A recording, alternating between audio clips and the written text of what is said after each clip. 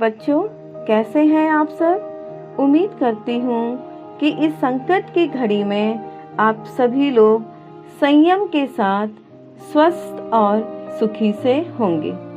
मैं संगीता सिंह आपको व्याकरण का दूसरा अध्याय वर्ण विचार समझाने जा रही हूँ। जैसा कि बच्चों आप सब जानते हैं कि लिपि क्या होती है। भाषा के लिखने की विधि को लिपि कहते हैं। किसी भी लिपि में कुछ लिखने के लिए उस लिपि के संकेतों या चिन्हों की सहायता ली जाती है। उन संकेतों को बोलते समय हम अपने मुंह से विशेष प्रकार की ध्वनियां निकालते हैं। यह ध्वनि छोटी भी हो सकती है और बड़ी भी। कुछ ध्वनियां इतनी छोटी होती हैं कि उनके और टुकड़े नहीं किए जा सकते, अर्थात भाषा की सबसे छोटी इकाई को वर्ण कहते हैं, जिनके टुकड़े नहीं किए जा सकते। वर्ण के दो भेद होते हैं, स्वर वर्ण और व्यंजन वर्ण। स्वर वर्ण जिन वर्णों का उच्चारण स्वतंत्र रूप से किया जाता है उसे स्वर वर्ण कहते हैं। जैसे अ से औ तक इसकी संख्या 11 होती है। स्वर वर्ण के दो भेद होते हैं, ह्रस्व स्वर और दीर्घ स्वर। ह्रस्व स्वर जिन स्वरों के उच्चारण में बहुत कम समय लगता है उन्हें ह्रस्व स्वर कहते हैं। जैसे अ, छोटी ई, छोटा ऊ, री, ये 4 होते हैं।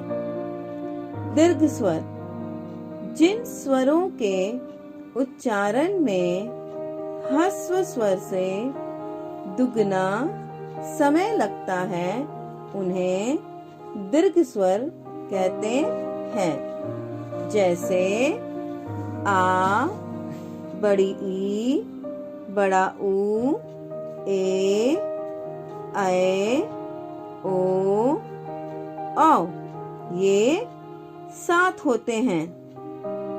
बच्चों, अब हम व्यंजन के बारे में जानेंगे। व्यंजन वर्ण जिन वर्णों का उच्चारण स्वर की मदद से की जाती है उसे व्यंजन वर्ण कहते हैं। जैसे क से ह तक इसकी संख्या 33 होती है। इन व्यंजनों का उच्चारण करते समय हवा रुककर मुख से बाहर निकलती है। हिंदी के सभी व्यंजन अ के साथ बोले जाते हैं। जैसे क जोड़ अ, क, ट जोड़ अ, ट, प जोड़ अ, प, च जोड़ अ, च, न जोड़ अ, न आदि। व्यंजन के 3 भेद होते हैं, स्पर्श व्यंजन, अंतस्थ व्यंजन, ऊष्म व्यंजन। स्पर्श व्यंजन जिन व्यंजनों का उच्चारण करते समय जीभ मुंह के किसी स्थान का स्पर्श करती है उन्हें स्पर्श व्यंजन कहते हैं। इनके 5 वर्ग हैं। प्रत्येक वर्ग में 5-5 वर्ण हैं और इसकी संख्या 25 है। जैसे क वर्ग क, ख, ग, घ, अंग, इसका उच्चारण कंठ है। च वर्ग च, छ, ज, झ, इय, इसका उच्चारण स्थान तालु है। ट वर्ग ट, ठ, ड, ढ, अण, इसका उच्चारण स्थान मूर्धा है। त वर्ग त, थ, द, ध, न, इसका उच्चारण स्थान दंत है। और प वर्ग प, फ, ब, भ, म, इसका उच्चारण स्थान औष्ठ है। तो बच्चों, आप सभी को स्पर्श व्यंजन और उसका उच्चारण स्थान समझ में आ गया होगा। अब हम व्यंजन का दूसरा भेद अंतस्थ व्यंजन के बारे में जानेंगे।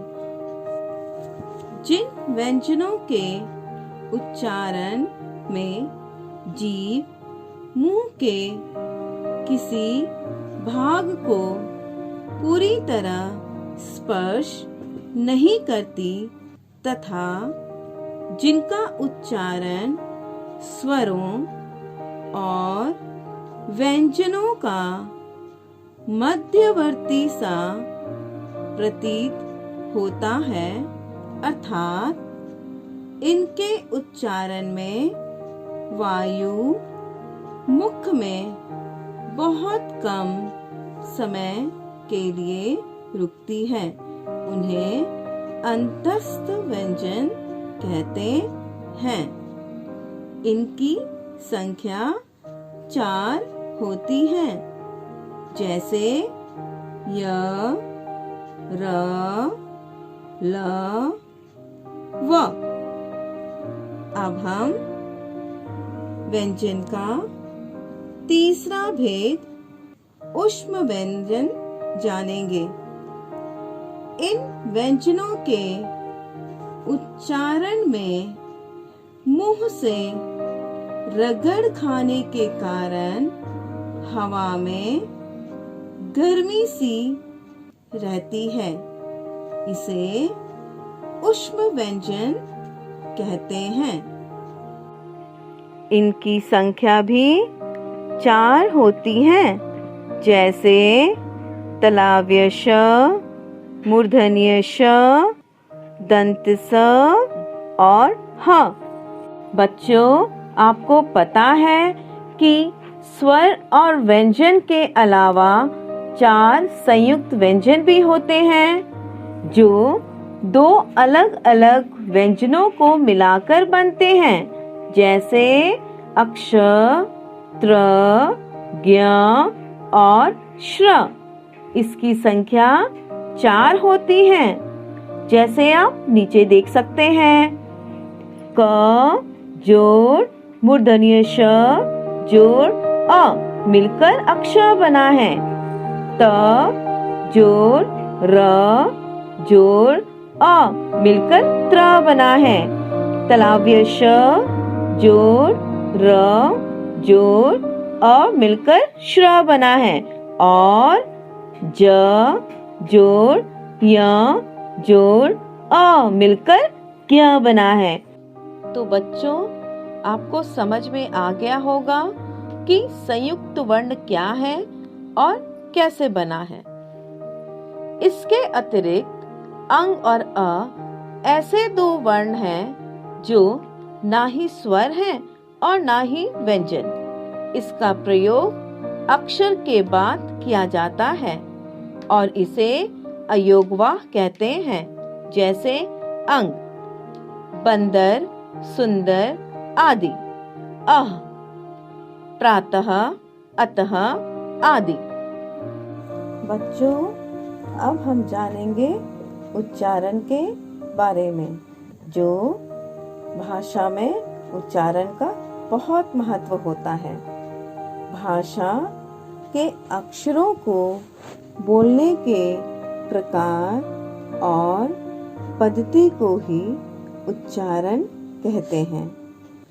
भाषा के शुद्ध उच्चारण के लिए बहुत सतर्कता बरतनी पड़ती है, क्योंकि अशुद्ध उच्चारण से वर्तनी की अशुद्धियां हो जाती हैं और भाषा अपना प्रभाव खो देती है।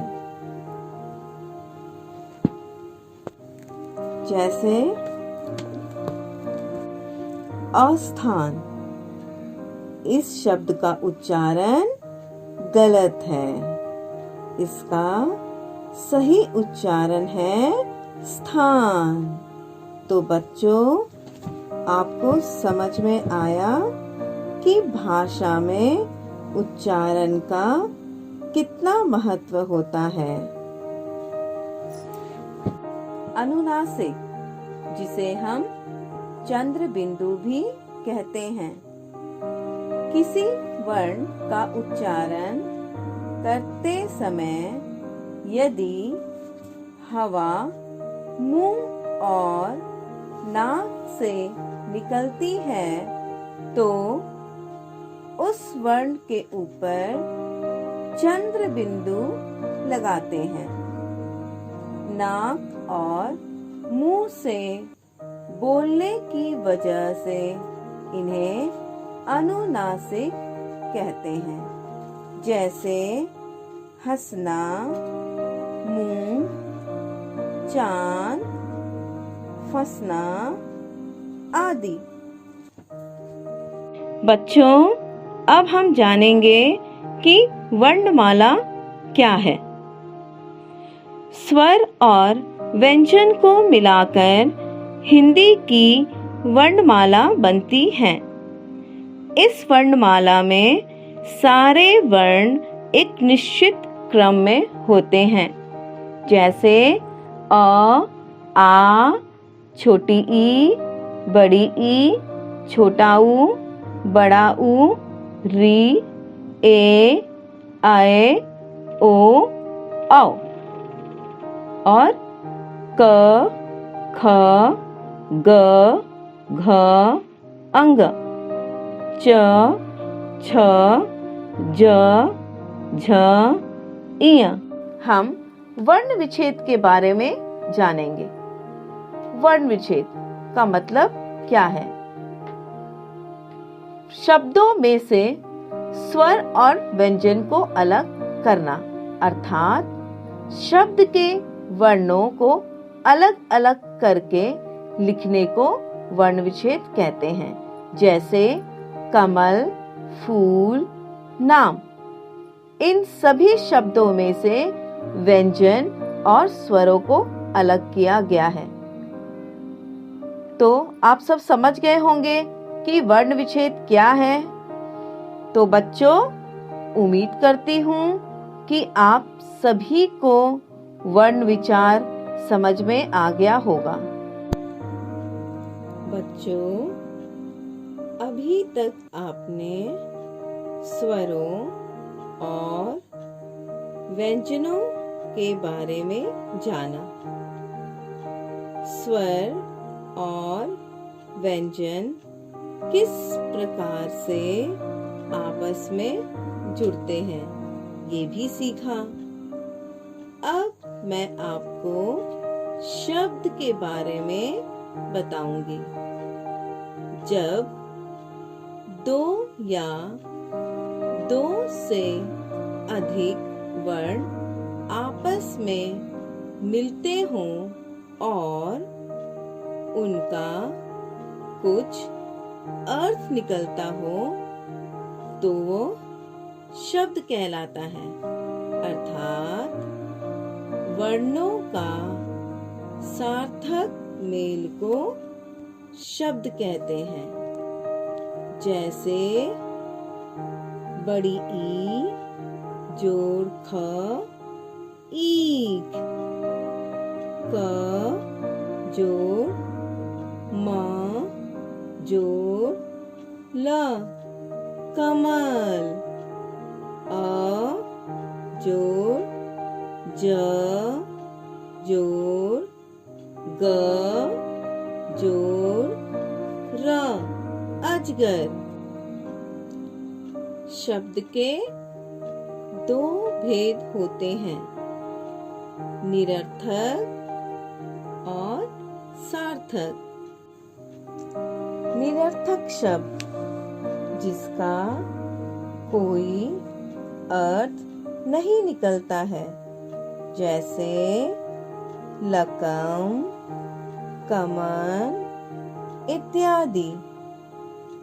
सार्थक शब्द जिसका अर्थ निकलता है, जैसे कमल, नमक इत्यादि। बच्चों, अब हम वाक्य के बारे में पढ़ेंगे। जब दो या दो से अधिक शब्द आपस में मिलते हों और उनका कुछ अर्थ निकलता हो, तब शब्दों का यह मेल वाक्य कहलाता है।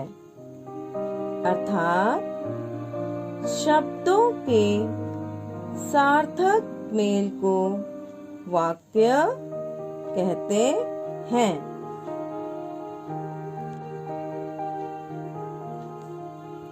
जैसे राधा जोड़ आई, इसका वाक्य हुआ राधा आई। उसी तरह दूसरा उदाहरण है मदन जोड़ पाठशाला जोड़ गया। इसका वाक्य है मदन पाठशाला गया।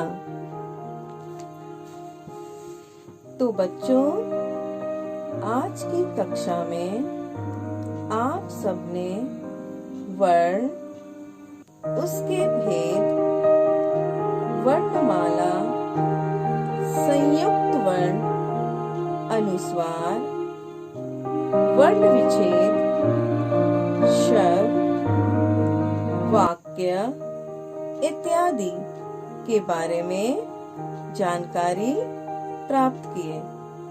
तो बच्चों, आप सबको समझ में आ गया होगा कि वर्ण हमारे जीवन में कितनी महत्वपूर्ण भूमिका निभाती है। आशा करती हूँ कि आप सबको वर्ण विचार समझ में आ गया होगा। धन्यवाद। खुश रहिए, स्वस्थ रहिए।